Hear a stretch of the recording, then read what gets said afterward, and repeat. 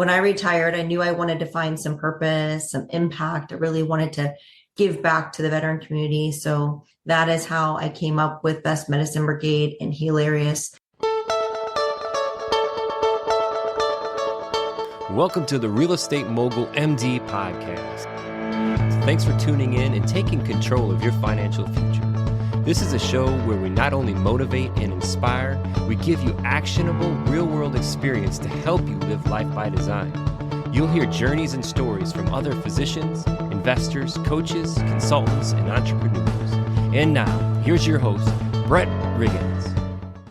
So excited, so grateful to have this conversation today with a retired lieutenant colonel who served more than 20 years in the United States Army before her transition into the entertainment industry and the veteran support space. Now, today's conversation is going to talk about the journey of homeownership through the military experience, as well as now after the military, now retiring. What does that look like? We have a little discussion about short-term rentals and just getting started. What are some things I should be thinking about? And I'm just getting started. And in this particular market, Charleston, South Carolina. Everybody, please welcome Robin Johnson to the show. All right, Robin, welcome to the show. The Real Estate Mogul MD, are you ready? I'm ready. I'm ready. I thought it was a little quiet there. It's like, oh, maybe she's not ready. All right, we're ready to go. We're ready to rock and roll. Robin, first of all, thank you for your time. I really appreciate it. And I always love starting the show just by giving the listeners just a little bit of background about, where you're at and what you've been doing. Yeah, well, I'm retired military, so I don't know if you've had too many retired military on your show, but a little bit unique situation because we'd come into the service pretty young. I joined at 17, so we end up retiring in our early 40s, sometimes even late 30s, and then we're drawing on our retirement, getting our VA disability pretty young, so gives us the opportunity for a second career. My husband and I both serve. We're both retired, so whenever we go to places, like our kids are still, in middle school and elementary school. So we're usually like kind of the older of the parents, but also when we say we're retired, they're like, what? Like, how are you retired in your early 40s? Yep. And what was it that you did in the service for those years? So I served in the United States Army for about 26 years. I was a logistics officer, deployed 5 times to Afghanistan and Iraq. My husband was an Apache pilot. We met in the Army.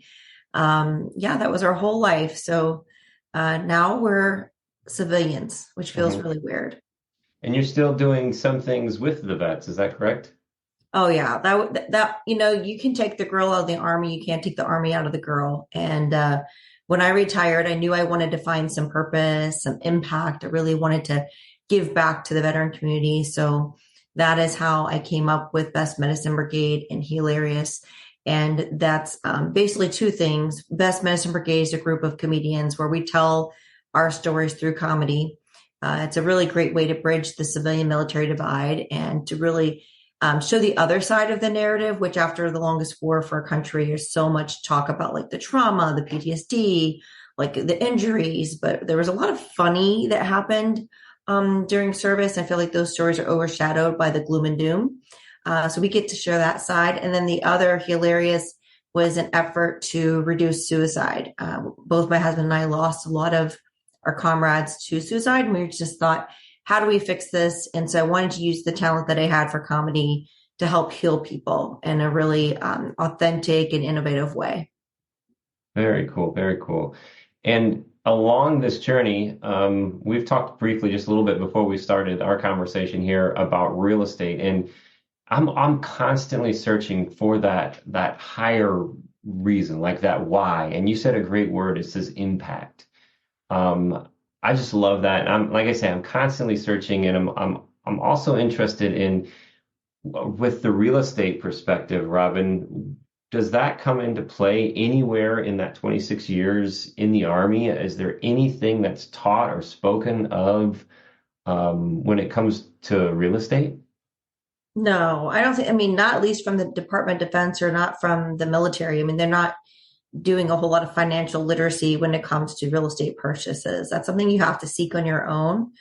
For my husband and I mean, what we did learn is we moved a lot. And so we purchased several homes in the course of our career. You have the option to live usually on an installation or to purchase or rent off the installation. For us, we chose to do a little bit of both. It just depended on the scenario, how long we were going to be there, what our needs were at the time, what the market was like.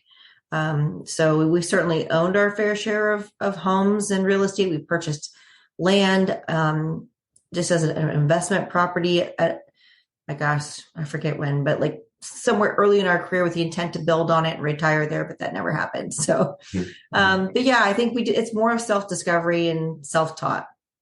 Interesting. And I hear this a lot when I speak with service people, is the idea that, we had to go here and we bought a house and then we had to go over here. So, what did we do? Do we sell? Do we keep renting it out?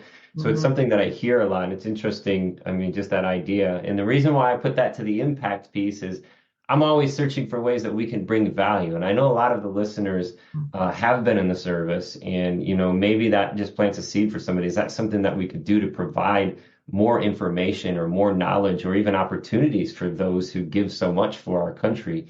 In your experience, Robin, what types of things would have been helpful when it comes to understanding real estate as either a necessity or an opportunity along your journey? I think an earlier understanding of our VA loan benefits. There's a lot of misconceptions about that. I find that a lot of realtors don't have very much education on it, don't understand it, or the borrowers. Even this house that I'm in now, our realtor fortunately had a pretty good understanding, but I felt like there were people involved in the process that were completely clueless. There's a lot of misunderstanding regarding like the appraisal process, and in a market that's very competitive, what that means. When is it good to use your VA home loan and when should you not? And as you know, I live in the Charleston, South Carolina area, so this market is insane. The inventory is not especially high. It's super competitive.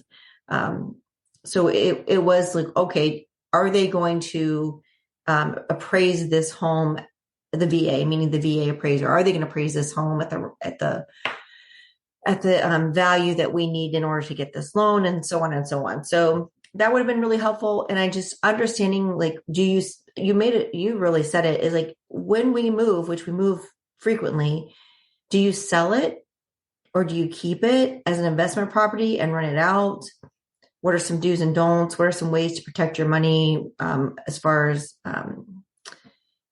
there's just a lot. And then the other is all the other considerations for homeowner ownership, as far as maintenance and the hidden costs of being a homeowner. Yeah.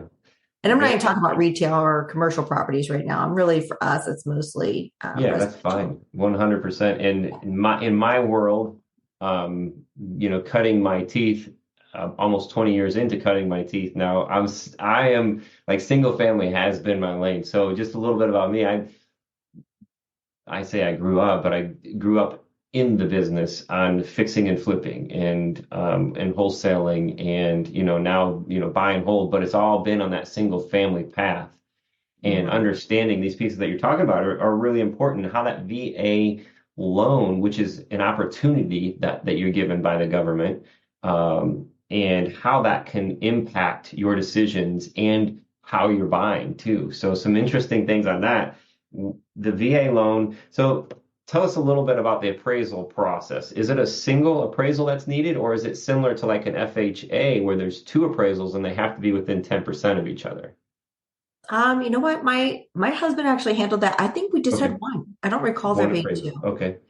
Yeah. All right. And then understanding, so that particular piece is really important. And then do you have the ability to only do one VA loan at a time? So he and I both have one. Yes.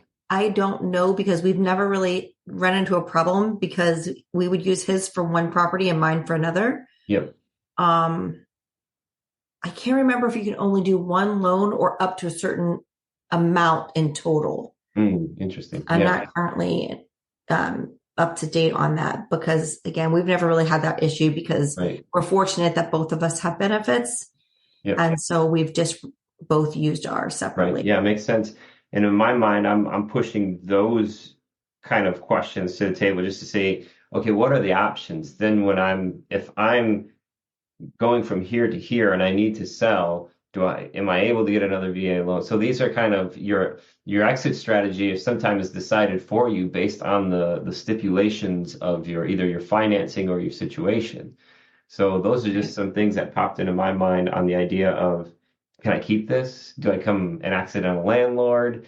And maybe a little difficult too, because in a VA loan, you can also have much lower down payment, right? So you have a higher Right. loan Yeah. amount, and depending, most of the time, I'm imagining it's a 30-year amortization, and making sure that I cash flow over that, or else there's really no reason to hold on to a property if you're not cash flowing. So, but where do you learn this? Where are you supposed to learn this stuff? I think that would be great if there was something along the lines of just that introductory thing. Hey, this is the home buying process. This is how you may be able to rent properties out. I mean, even just this general seed planting process that may, invoke curiosity in some. But one of the other challenging things, Robin, is we talk about this a lot with physicians, is the time, right? The time involved on learning your trade, very niched trade. So you were logistics, right? So you were focused in, this was my task, and I probably spent a lot of your time focused in on that lane learning. And do you have time to pick up these other skills along the way? Is that something that the government could offer, I mean, everybody has their time off. It's not like we work 24 hours a day. So it's about priorities. How do you want to spend your time off? Do you want to spend it relaxing? Do you want to be doing research and homework on real estate? Do you want to be pursuing a secondary degree? Do you want to be at your kid's soccer game? I mean, it's kind of all relative to like where your priorities. It's kind of like what I tell people when they say, I don't have time to go to the gym or I don't have time to do this. Like everybody has the same 24 hours in the day. We Yeah. allot our priorities accordingly. So yeah, I don't think it's the government's responsibility to grant extra time for people to do their research. I think people need to take their own Yeah. initiative to do the work. Yeah, yeah. Not necessarily granting them extra time, but just maybe I'm thinking of it more along the lines of thanking you and being grateful for your service. And this is something that we could provide for you. I'm not saying you have to do this, or I'm making you special, more special than anybody else. Just another way of, and I say this with physicians too, is just where is this at and where can it be picked up? Now, with the speed of information and all these different platforms and avenues and YouTube and all of this stuff, we do have that opportunity. But sometimes it just takes that one person, Robin, to say, hey, have you thought about this? And creates that little seed, planting that seed. And it's your job to nurture or not, right? It's your job to say, hey, do I spend my time at the soccer game, or do I have time to where maybe I could do it before the soccer game or something like that? Nurturing that curiosity is really important, but it has to be something where you see that end goal aligns with your priorities, right? Why am I doing this? The why has to align. It made me think of something. I say it often. I have it right here in front of me. If you want something you've never had, you must be willing to do something you've never done. You've probably heard that before. This is one of those pieces where delayed gratification, where if I can put this into me now, that gives to us so much more later. And it makes me think, we talked a little bit about, you were starting to think about real estate, investing in real estate. And I know you've owned your own primary residences through the years. What are some things that stand out to you that are attractive about investing in real estate? I think one of the questions that you sent to me in advance was, how do you stop trading time for money? Mm-hmm. And that's the passive income. And so sometimes that's real estate's a good option for passive income. Mm-hmm. If you have some, for example, a vacation rental or some way to do that. But I really honestly haven't done a lot of like deep thought about expanding our real estate investments. We're just now starting to talk about that, maybe doing that in like the next year or two. Mm-hmm. It's just, we have, sorry, I think there's also something to consider too, like at my age or at our age, you start to have like your parents are getting older.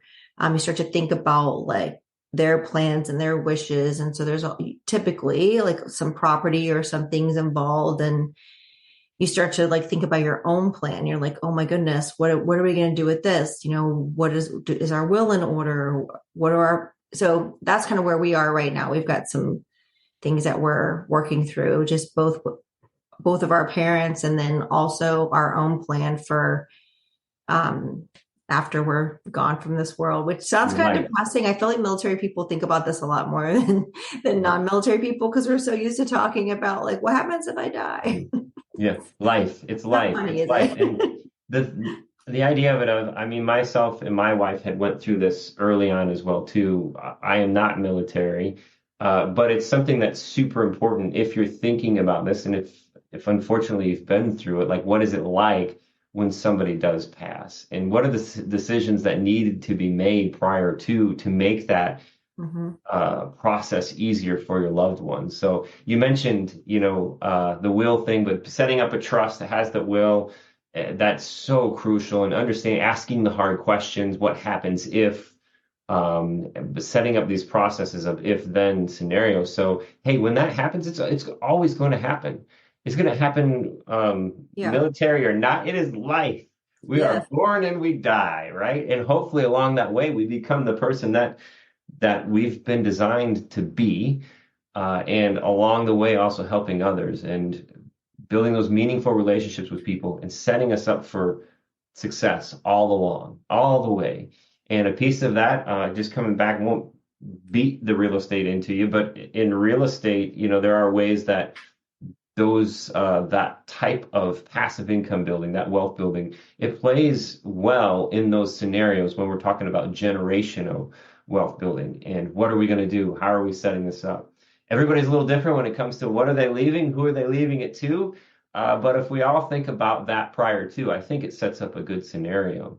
If we were in a perfect scenario where life is just in the present moment, we didn't have to think of these things, aligning for you in your situation, say picture perfect scenario, what type of real estate investing would you be thinking of?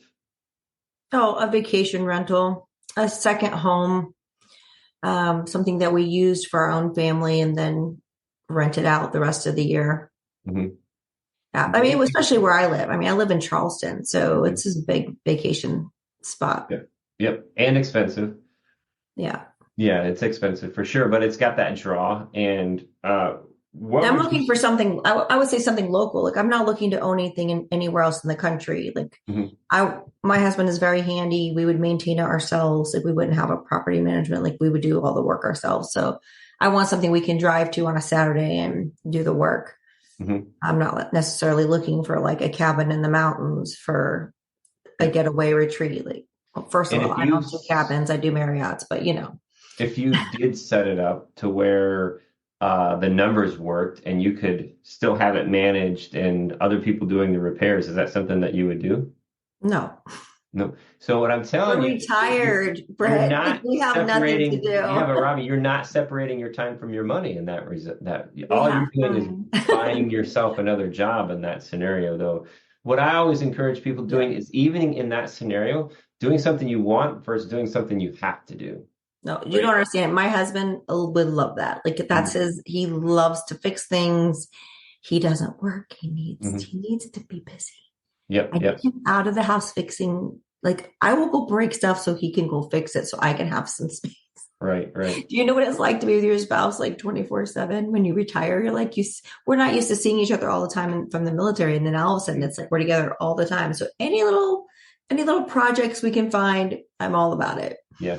So my business went virtual about almost 2 years ago, and my wife homeschools our 2 young children, and we are constantly with each other. So being with each other 24 hours, I have an idea, right?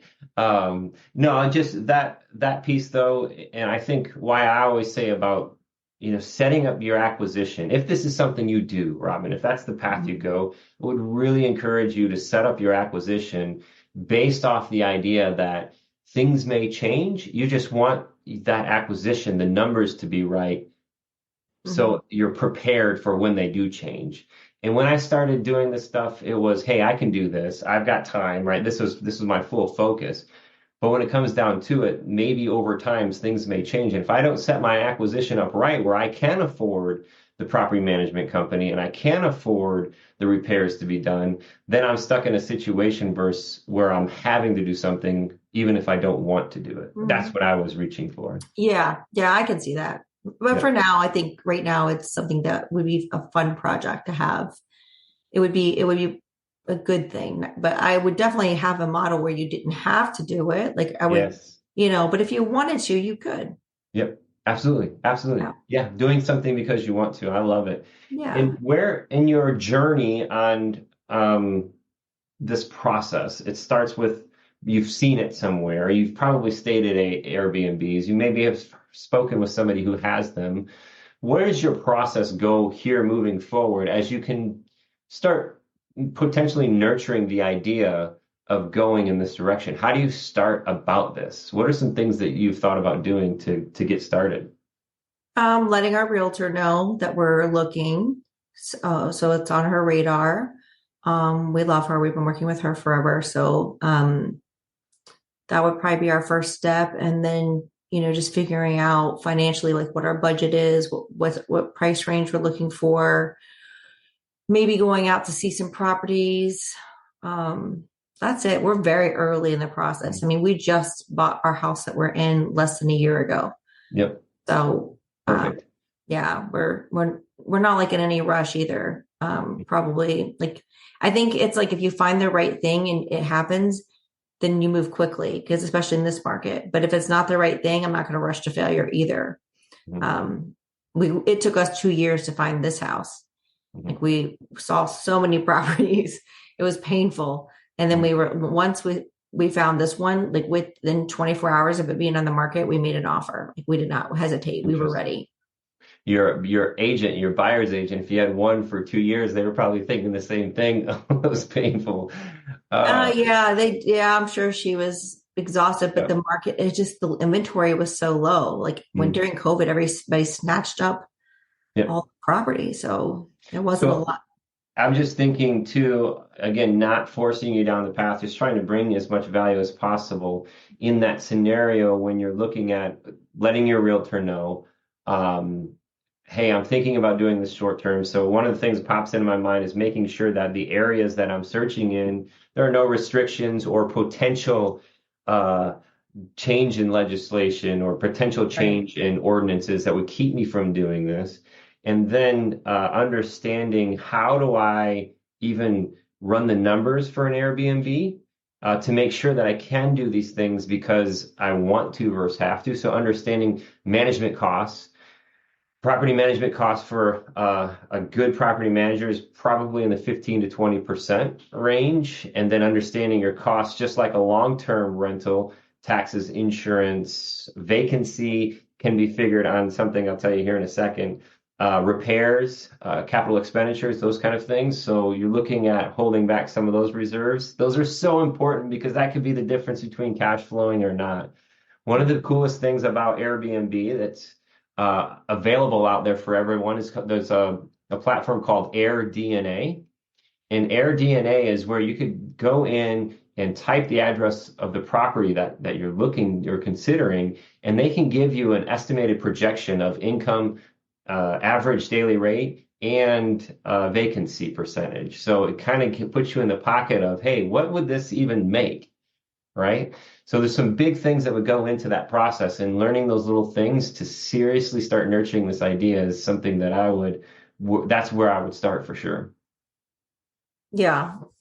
My husband is like the one who kind of takes the lead on all, not kind of, he does take the lead. He's, this is his full-time job, is running our finances, our household. So I'm still working. He's fully retired. So he has Excel spreadsheet upon Excel spreadsheet, so detailed. Like when we purchased our properties in the past, it was very thorough, Very thorough. But yeah, you're absolutely right. There's a lot of considerations for that, for projecting um, all the expenses. Um, now you're making me. I'm like, oh my gosh, we need to get busy. No, it's something where, like I said from the very beginning, it's like planting that seed. And even though it's not today or maybe not tomorrow or next week or this year or whatever, there's some things that will probably stick in not only your mind, that's why I want to have this conversation, but anybody out there that's listening say, hey, I was thinking about this. This is why I would like to do this. Well, then here's this stuff to think about even farther. The mindset piece, the separating time from money, like that question, and then Yeah. the process of moving forward to setting up your investment that will work for you this year, next year, 10 years from now, and even at that ultimate piece where you said, hey, some people don't think about this, but what happens when you are not here anymore, and setting that up. So it's a bigger picture kind of piece, but then don't get overwhelmed. It's all just one step, right? 10,000 miles or whatever the saying is. It's just one step at a time. Surround yourself with the right people is a big, big piece too. Charleston is a great area for meetups and other fun things. So that might, I don't know if your husband is an outgoing person or not, but it might be a good spot where maybe you could help in that process too, whether maybe you're a better connector or going to these meetups are going to be something that's really cool and fun as well too. And there's lots of them in Charleston. You're like, I yeah, right. Another thing to do, Brett. Leave me alone. Come on, let's do this. Hey, Robin, I've got a question for you. okay. If you could go back, say 10 years ago, and you were setting aside somebody who was maybe on a similar path as you, whether it was, nearing the end of the military journey, nearing the end of a career, maybe looking at a second career, what was something that you would say to that person now, having the experience and knowledge you have in the last 10 years? What was something you would say to that person to help them project what's going to be in the next 10? Well, I did something very different. I left the military as a logistician, and I now am a certified humor professional. So I'm healing people with humor. It was very scary, very risky, something different. So I would just say be bold, like follow your dream, like don't worry about what everybody else says, just do it. From a financial perspective, I would just say have regular in-depth conversations with your partner if they have a partner. I think there were some big disparities between what my husband envisioned in retirement and what I envisioned in retirement. Like he envisioned a much more simpler life in neither of us working, us just, enjoying the life, going for walks in the morning, fishing, sitting on the porch with our coffee. I still wanted to work, and I had a much higher level of lifestyle expectations. And I don't think he realized how much that was going to cost. So I'm definitely the spender and he's the saver. So I think he's fine with a small, simple life. And I like things. I like to do things. So I think having a really in-depth conversation with your partner earlier than later on what that looks like and the expectations of how much do you need to make to live that lifestyle. Mm-hmm. Great, great. Yeah, I love it's so important. Having big picture discussions and clear and transparent expectations are really important, because then you can hold each other accountable too for those different points.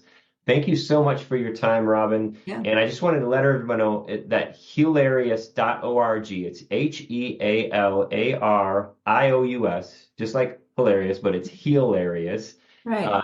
.org, and bestmedicinebrigade.com is where people can find you and learn a little bit more about what you're up to now and these days. And if they're in Charleston, they could just come knock on your door and say, come on, Robin, it's short-term time. Let's rock and roll. Come on.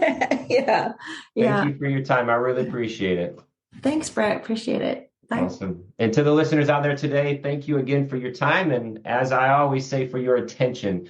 Your attention is the commodity that everybody's searching for these days with the different social media platforms, different mechanisms, algorithms. But guess what? You landed here today. Thank you for your time and your attention. This is the Real Estate Mogul MD.